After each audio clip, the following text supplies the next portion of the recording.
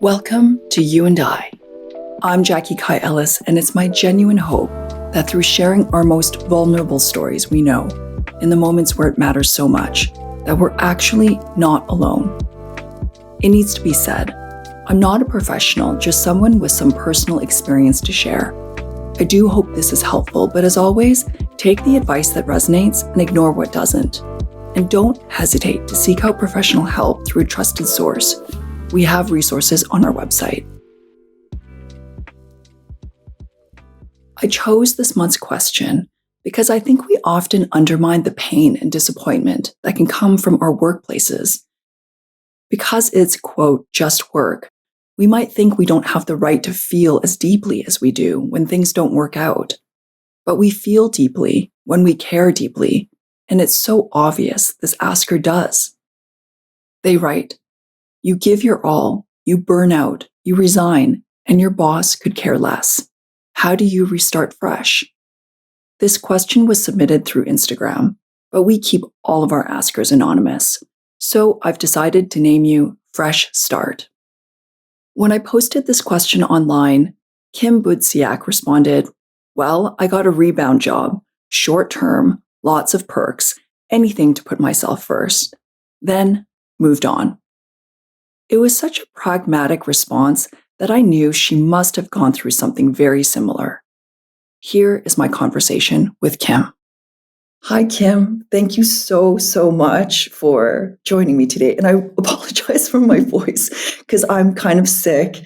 And so I sound like a bit froggy, but I swear I'm not on the verge of crying or anything. But thank you so much for coming and sharing your story with us today. Thanks for having me. Okay, so this question, I've had personal experience with this too. It's you give your all, you burn out, you resign, and your boss could care less. How do you restart fresh? How does this feel to you to read this or hear this question? I have so much empathy for the person who asked this question. I've been through this exact situation. It brings up a lot of feelings for me around self-worth and what that means, but also I did do something quite practical to bring myself out of that situation, so I'm excited to share that as well. So give us a little bit of context, like what have you had this happen more than once, or was it really just one big time, or what, like what's the history behind this? For me, I had gone through the end of a significant relationship. And really, I think all of this is important because burnout, I don't think we can necessarily point a finger only at our jobs and say that's the sole source of burnout. I think it's there are more pieces to the puzzle.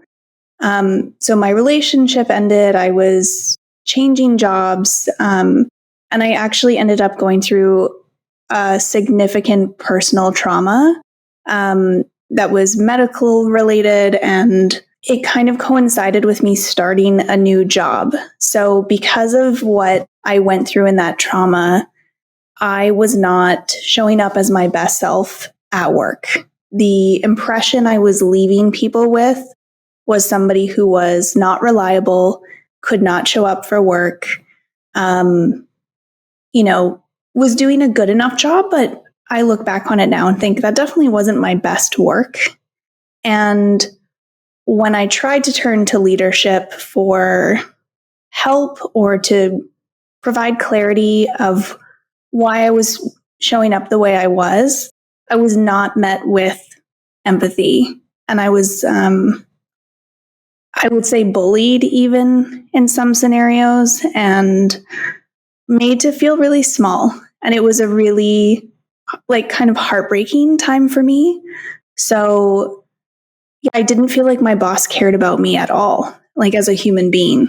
I'm just so curious. And we talked about our intentions before this. So I just, I kind of want to repeat it just so that people who are listening know that the intention is not to shame people or call out any businesses or anything like that. But I want to know what that bullying looks like, if you can give examples. Sure. Yeah. So because I wasn't able to show up to work as regularly as I usually would, they extended my probationary period. So I was kind of put on watch, and I had to be even, it was even harder to kind of show up and be my best self. I provided a ton of medical, evidence to show what I had been through without necessarily revealing this incredibly private thing that I had gone through. It didn't make a difference. They didn't change. They didn't, redact that extended probation. And it got to a point where I told my direct people leader and her leader the details of what had happened to me. And my boss had said, "Oh, I don't need to know that. You don't need to tell me that." She really shut me down. Her boss was more empathetic, but I wouldn't say it changed anything in our relationship. Somebody else I worked with had been exited from the business, and the way I was told was very strange. I was pulled aside into a corridor, like a stairway, and told, this person has been let go. Your job is safe as long as you're here and you're healthy. And it felt like a really veiled threat. The fact that I was in a space that nobody could see and my health was brought up in conjunction with this information, I really didn't know how to take it. And, other moments of bullying that were just very odd. I fixed a typo in a presentation one day. My boss didn't see the typo, but they saw me changing the presentation right before it was about to happen and hit me on the head with a pencil saying, you don't do that. It was just very odd. It was a very weird dynamic, not something I would ever hope to repeat. Yeah, and it is so strange because bullying doesn't always look like some big dude that puts you up against a corner and, with his fist against your face or something like that. It's really subtle, or it can be really subtle. And in some ways it's even more hurtful and more damaging when the bullying it's almost like a feeling and not quite anything you can pinpoint because you start doubting yourself. Absolutely. Is that? Yeah, it was a lot of microaggressions. It was a lot of, I think, denying someone's experience, really. Not being believed, as we know, is a huge issue for anybody who's gone through anything. So not feeling like you're believed or that you're showing up as a person of worth is really tough. And it was definitely a lot of microaggressions, that whole, death by 1,000 paper cuts kind of feeling. And when you think back on that experience and you imagine how you would have wanted to be treated, what does that look like? Yeah, that's a great question. I mean, now that I'm a people leader myself, and I've had direct reports come to me and share very personal things about their health or like their mental health and their overall well-being, all I try and do is treat them as a human being and just show up like a friend, because ultimately nobody can come into an office or a remote office and do good work if they're not in a good place emotionally and if they're not in a good place physically and mentally. So by taking care of each other, it really makes people better employees. I see people be more motivated. So ultimately what I would have wished for, or what I wish had happened, was just for someone to say, "I'm so sorry you're going through that. Is there anything I can do?" We have medical leaves through our healthcare provider. Maybe that's something you want to explore right now. Maybe we can talk about you taking unpaid time off or, an extended vacation so you can recuperate and come back and show up as your best self. And when somebody doesn't give you that permission and you feel like every day you have to show up to this place and you're at your lowest of the low point, it feels like an impossible task.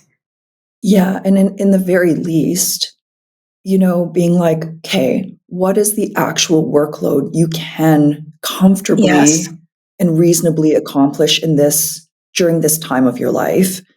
And how can we practically support you by maybe asking some of your colleagues to take on some of the workload for a short period of time or for whatever period of time. Like there's so many solutions that can be done. And it's like, absolutely. Yeah. And, making accommodations for people, whether they have, whether they're differently abled or, they have something personal going on, is something that happens all the time at organizations everywhere. It's not, a unique situation.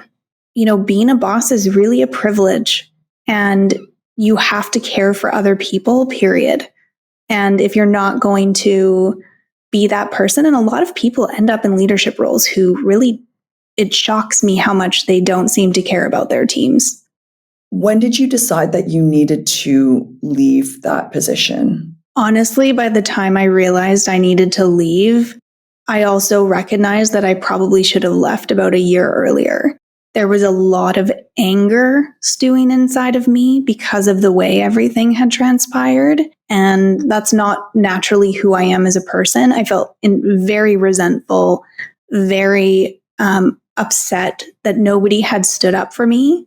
And funnily enough, after I got a new job and put my notice in, a friend of mine at work had told one of the executive team members about kind of what I had been through. And they sat down and had a wonderful conversation with me and apologized for the way that everything had gone. So that was very nice, but it did not change anything about, for my boss, they were still there. They didn't face any repercussions. And I doubt they got any training, like sensitivity training or anything else. When you were trying to decide whether or not you should leave, because I'm sure that it was a torturous decision for you, what was that like? Like, take me through a typical work day. I mean, really, it began with dreading work before getting to work. I don't feel like that now. So I think for anybody who's dreading work, that's a warning sign for me. If you really don't want to show up there, then you have to start looking for your exit strategy. Yeah, I remember when I was working at a corporate position, I was very, very burnt out. And it was almost like every single day I would try to search inside myself for some reserve of energy or care for what I was doing, because my work ethic required me to invest.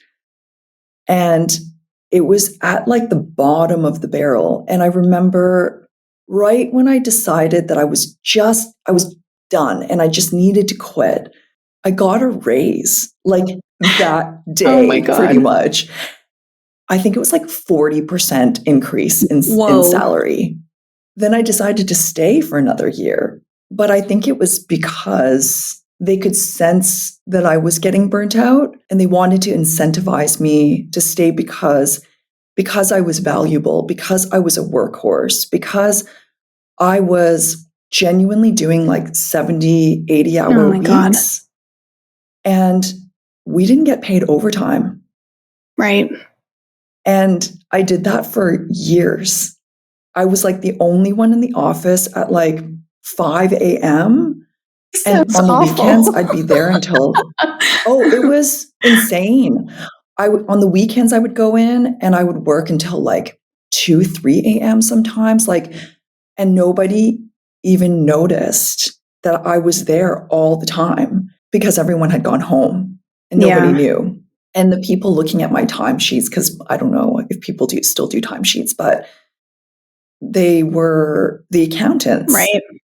And so they didn't have people training.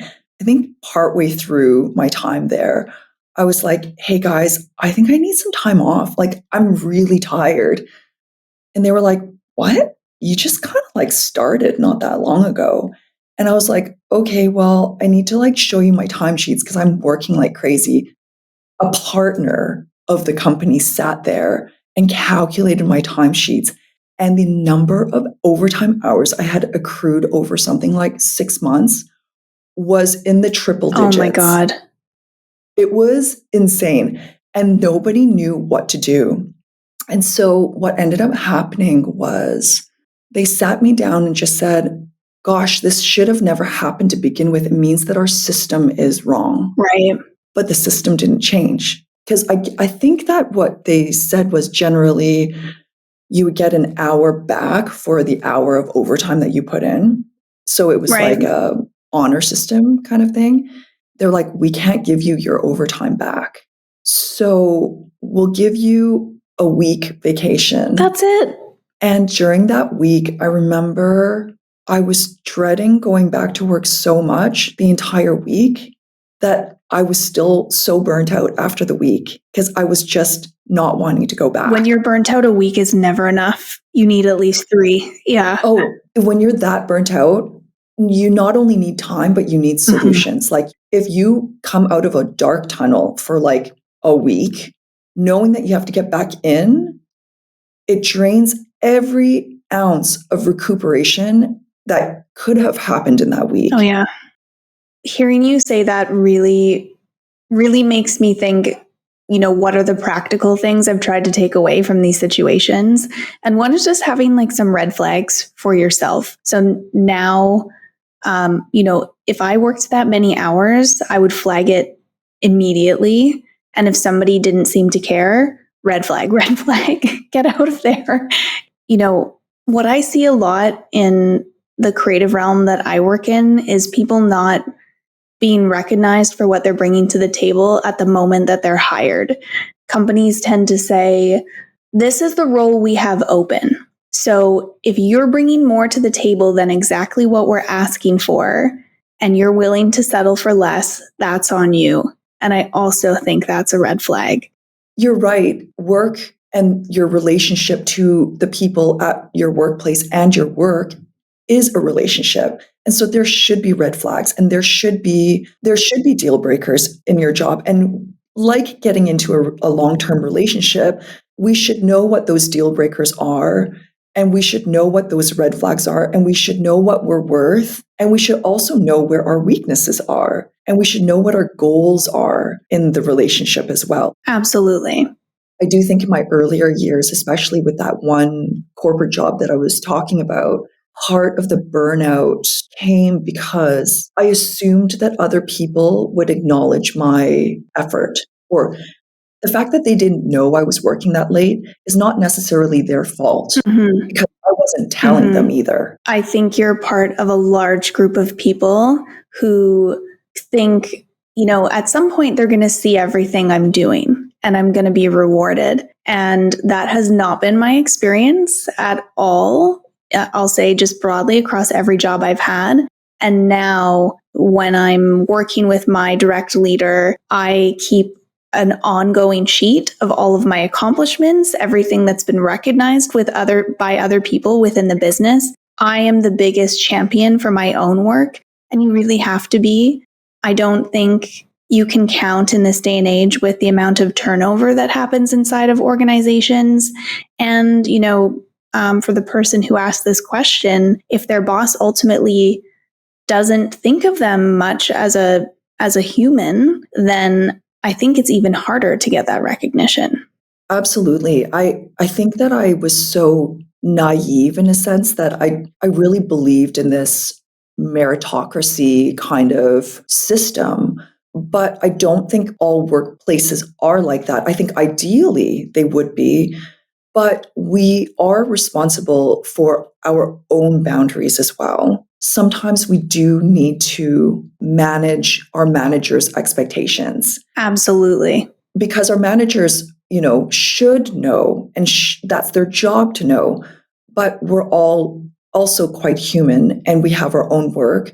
I think if I were to have gone back with the knowledge that I have now, I would have been like, hey, wait, I'm working too much. How do you want to deal with all of these things on my plate? We need to come up with a sustainable solution. We often think that giving our all to a job is like a gold star on the lapel. Yes.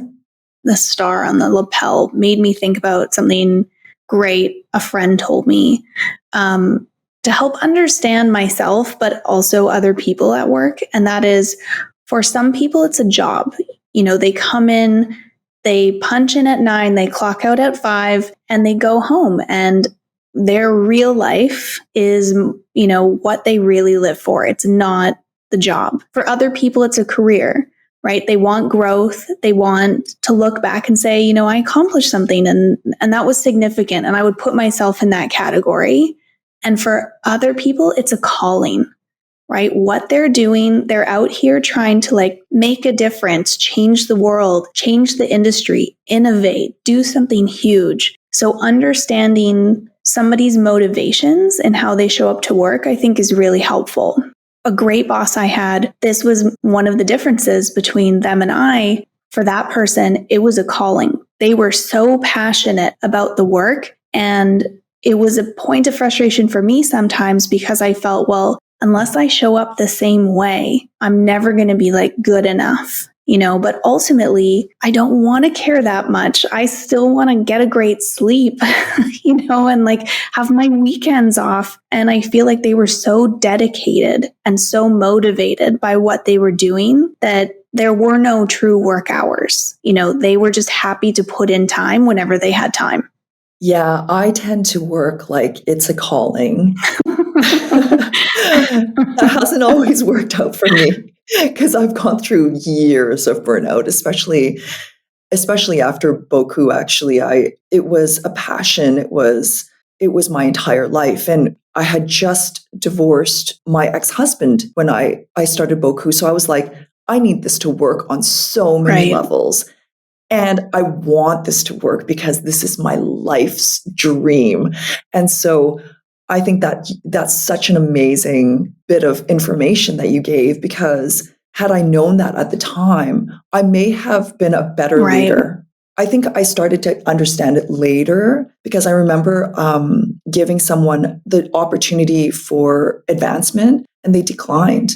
And they said, there's just a lot going on at home. Right.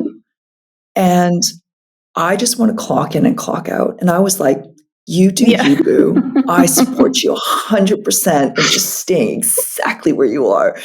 But that was a big realization to me that her value in her job wasn't my value in my job. Yeah. In a moment, Kim and I talk about our tips for restarting fresh. But first, a word from our nonprofit partner. In each episode, we feature a nonprofit chosen by a past guest. Today, Ruchika Tulshian has chosen to support Northwest Immigrant Rights Project. We do this as a small thanks to them and to our community. For over 40 years, Northwest Immigrant Rights Project has defended and advanced the rights of immigrants in Washington state. With offices in Seattle, Tacoma, Granger, and Wenatchee, Northwest Immigrant Rights Project has over 100 full-time staff members dedicated to providing direct legal services to low-income immigrants and refugees to help them stay together with their families and seek out new opportunities in work, education, and civic engagement. You can learn more and donate by visiting nwirp.org. Now back to our conversation. First of all, if I look at this question, you give your all. Mm-hmm. Okay, so that's one thing. We'll talk about that in a bit. But the burnout part, it really is because we haven't created the boundaries to be able to live sustainably and work sustainably. But it's also a self-worth thing, feeling like you can't advocate for yourself. Mm-hmm. Or it's even worse. It's a minority thing as well, where people feel like they really can't advocate for themselves. And so they have to burn out in order to prove their worth, because there's no way for them to step up and advocate for themselves. Mm-hmm. Yeah. And I think you made such a good point about, it's not going to be the same scenario for everybody. And some people do have to make a case. And then I think because of our unconscious biases, that can come across as complaining sometimes. I have been told that when I've raised flags before that, it sounds like you're complaining. And it's really tough because, you're just trying to have a human conversation, but ultimately it's because you're essentially speaking with a representative from an entity. it almost isn't human in that sense. The part of the question, you give your all. Yeah. What are your thoughts on that? Because I want to say don't.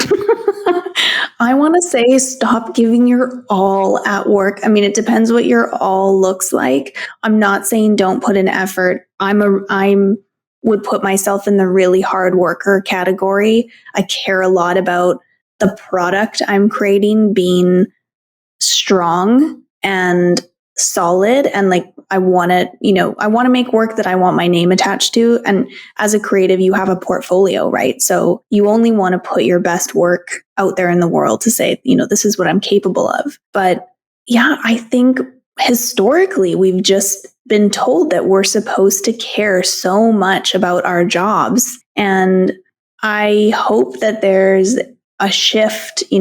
We're putting our focus somewhere else. We're putting our focus on the collective and what's good for us. It worries me. Like I picture in my head somebody who's like too busy to eat their lunch, putting in all the extra hours that you were putting in, trying to be the first person in the door, at the beginning of the day, the last person to leave, weekends, whatever, sacrificing really significant moments for your personal self and your personal life. And personally, I just think we need more balance.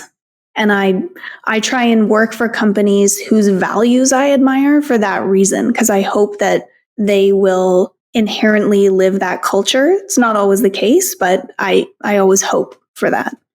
Yeah, I think like I'm Gen X, and very much influenced by the boomer generation, where there's no such thing as you don't give your all. You give your all to your work because that is what defines you.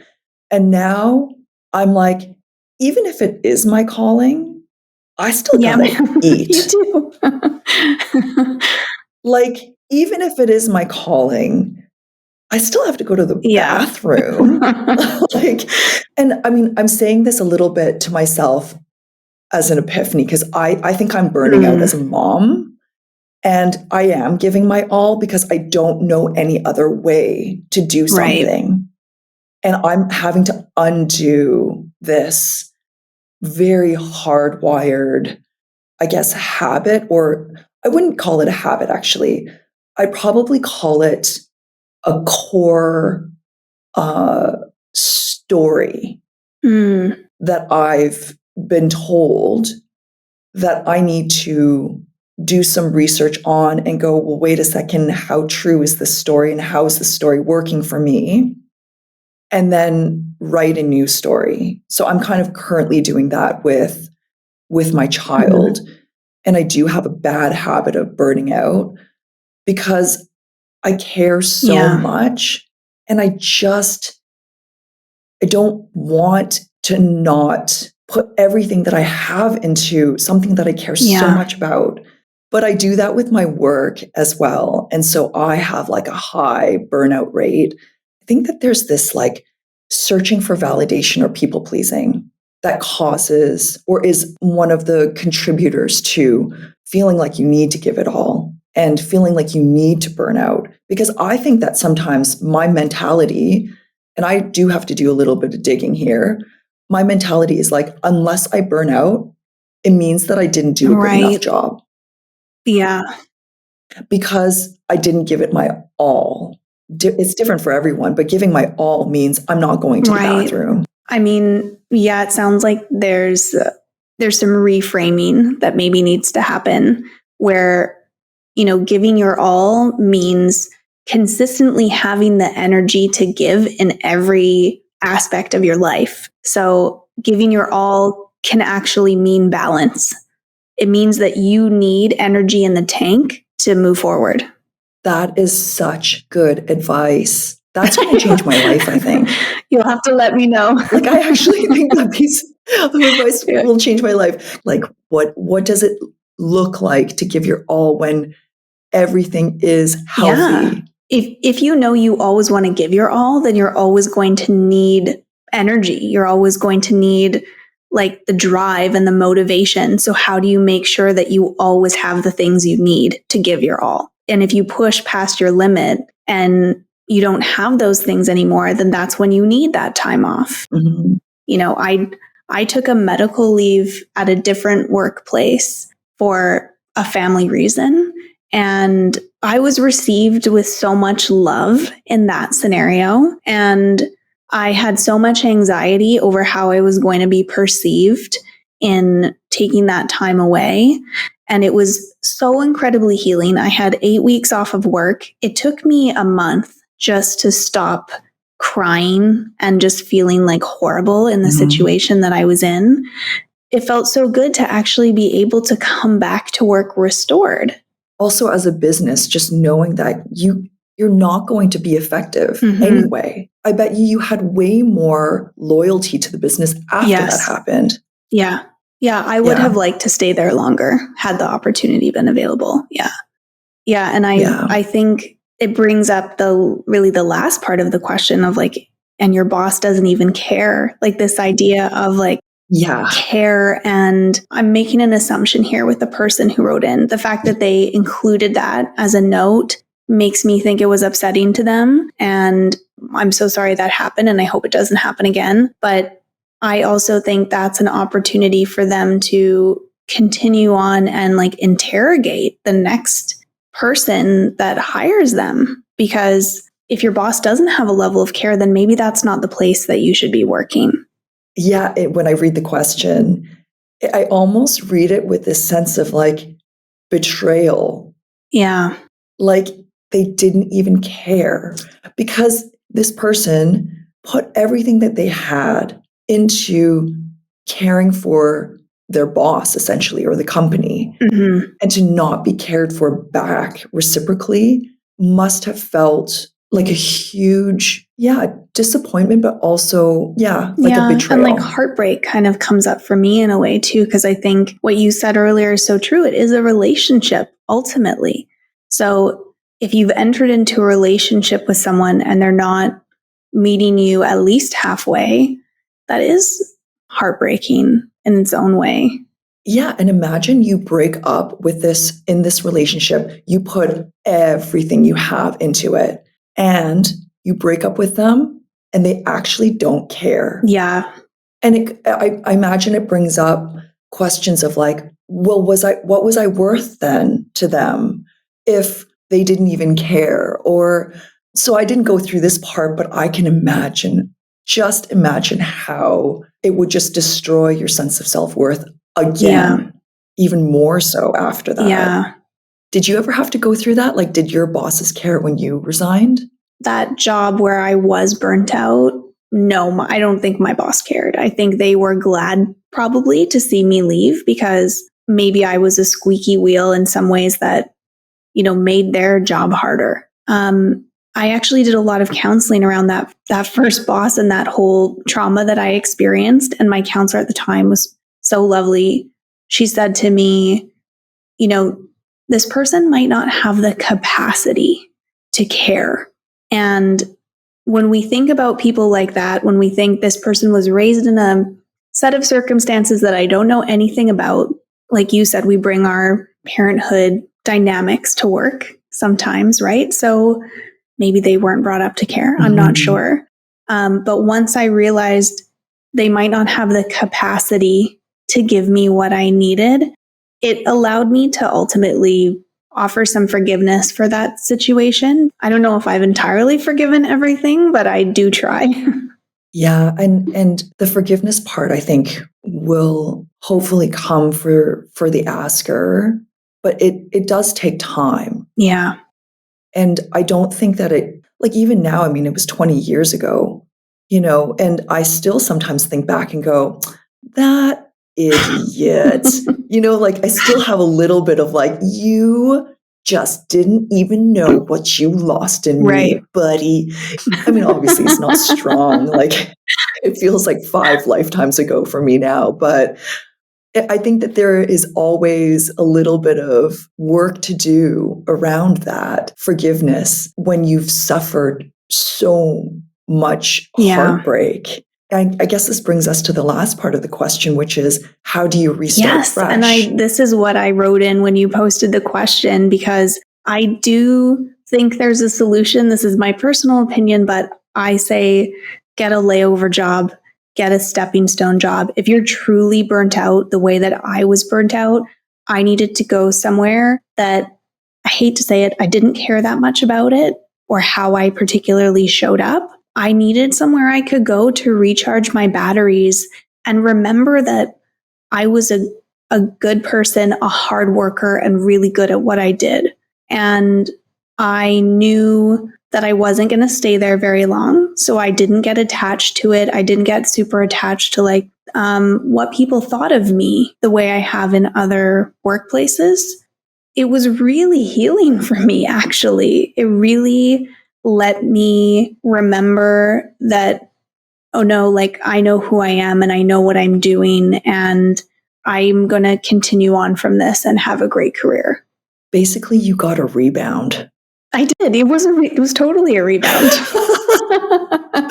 Oh my gosh. Yeah, absolutely. I mean, and if it's a relationship and we do that romantically, why wouldn't we do it with work? And they can be so healing too. They don't Absolutely. have to be, the Notebook, like love until, Yes. death, to be in that moment the right thing. Yeah, it's the summer fling of work. You're like, this isn't going to last, but you're really cute right now. And I kind of Totally. just need simple. Absolutely. I hope more people do it. I've definitely recommended it to more than a few people. And yeah, people can come out of burnout in a place where, maybe they don't necessarily care about the product that's being sold or like the industry, but they understand that office or that workplace has a phenomenal culture and they can make friends and they can build relationships and they can get their confidence back and then, go forth onto the next big thing. Absolutely. Yeah, they can get their groove back. Totally. Well, what about those people that are in relationships and afterwards? I'm just going on this relationship thing. But Yeah.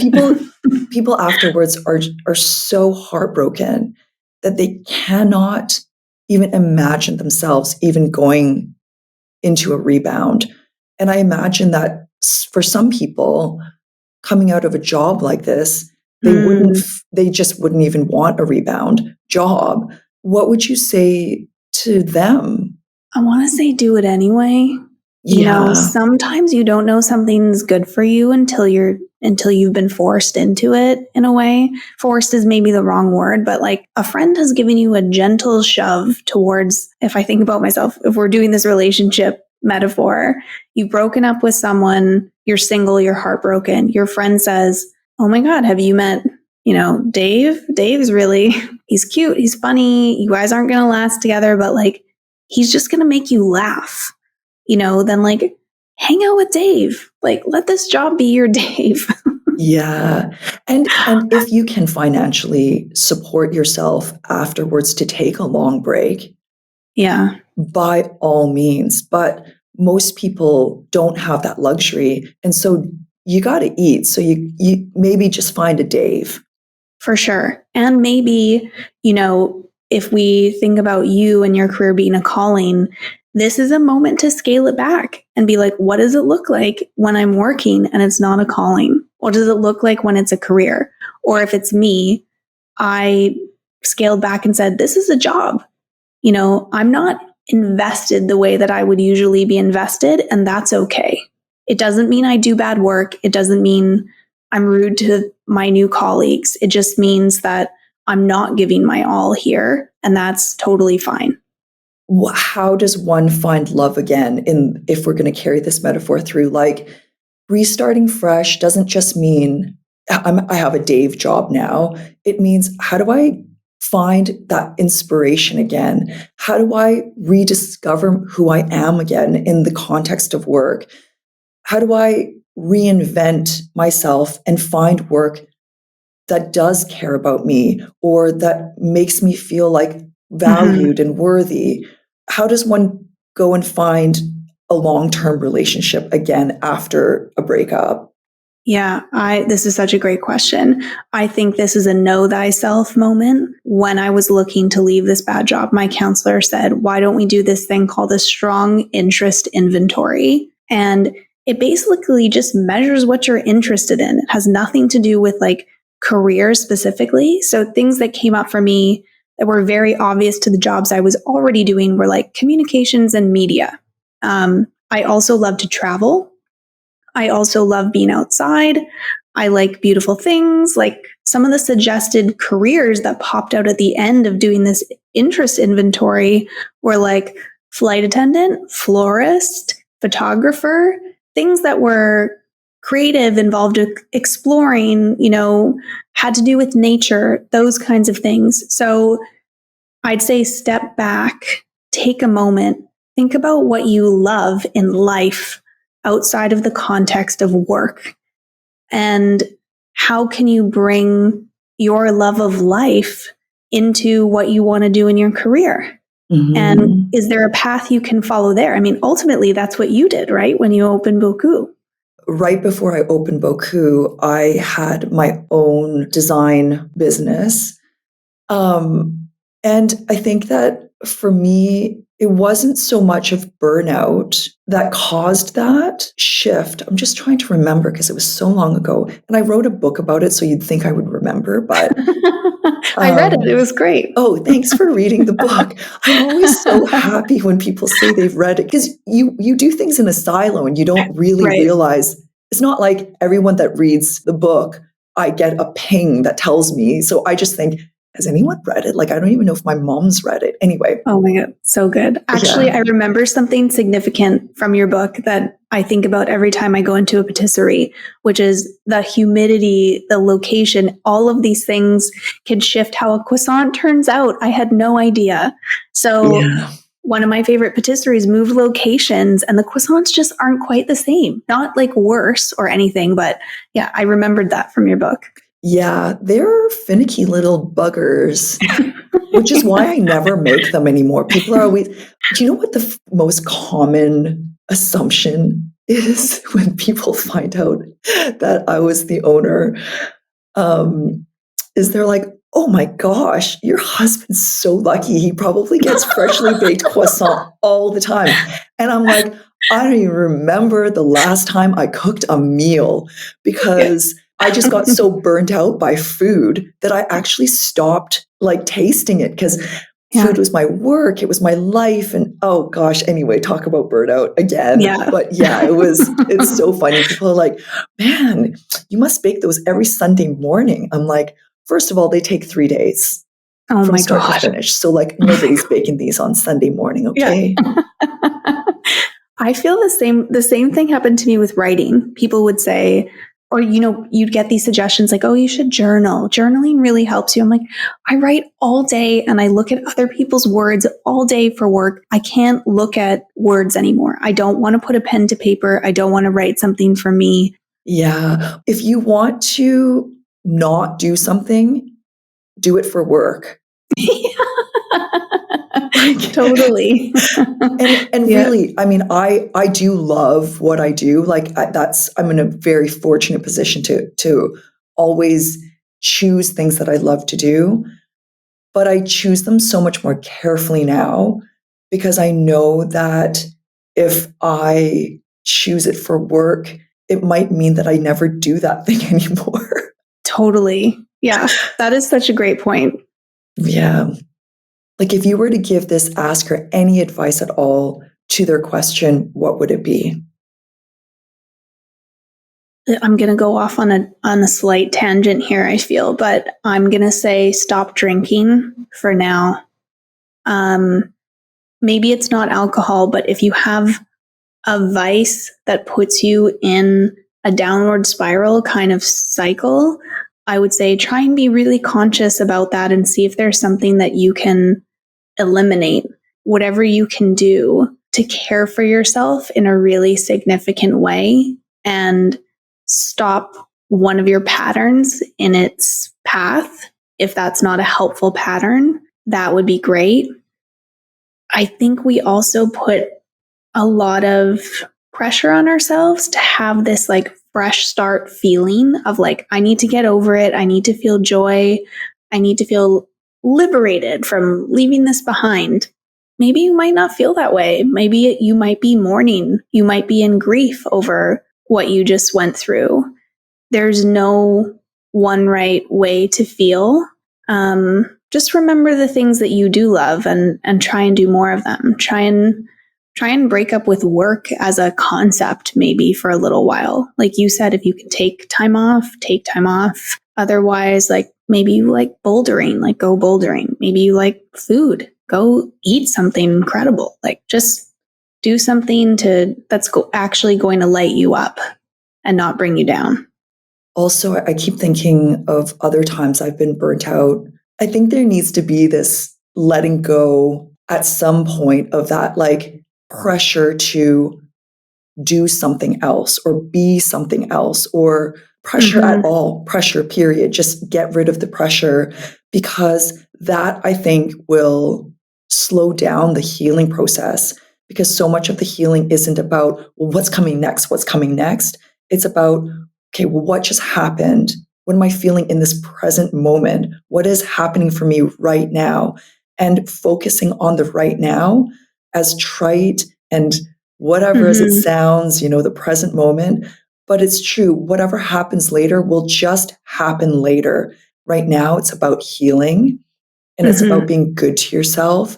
It's about figuring out what you're worth, figuring out who you are and what you bring to the table and what you want your job to bring to the table for you. Like all these self-inquiry things that I do really believe that therapy helps with.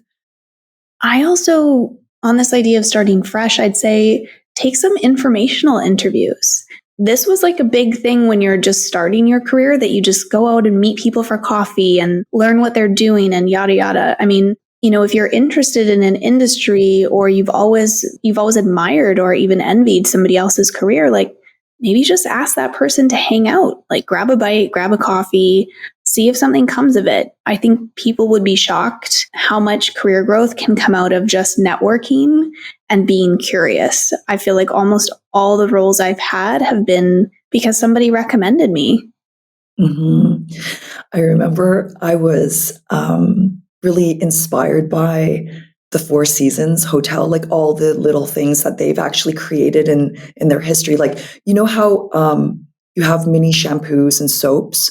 That was Yes. actually created by the Four Seasons. Oh my God. Gyms in hotels, Four Seasons. And I was so inspired by this that I had read I think it was a biography, not an autobiography, of the founder, Isidore Sharp. And I actually wrote him a letter, like a fan letter, being like, you are the epitome of like ingenuity. And I don't even remember exactly what I wrote, but he actually responded. Amazing. So it does go to show, like, if you are really wanting to know about something, just go out and try. Like, who knows? Also, I didn't even know his email. I Googled and I learned all the email conventions. Right. And I just was like, it's probably this. And it ended up being that. That was one of my bolder moments. But hey, what did I have to lose? Absolutely nothing. So absolutely.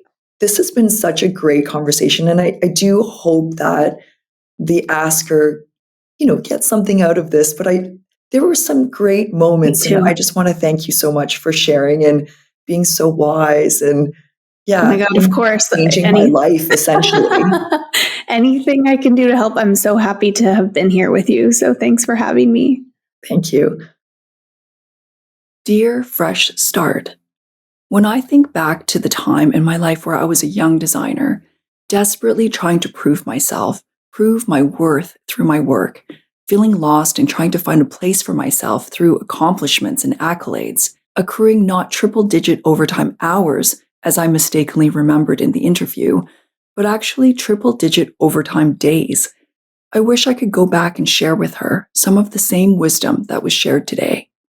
Things like, you have to be your biggest advocate and be confident with drawing boundaries that work for you. Or, giving your all means giving to all parts of your life. Or, don't give it your all, give yourself your all. I wish I could have gifted this wisdom to my younger self, but in all honesty, I actually need this advice now as much as I did 20 something years ago. Dear Fresh Start, exploring your question has made me rethink this cycle I have of giving my all to my work and then burning out completely. Over and over again over the years, I've worked myself to the bone and then ached.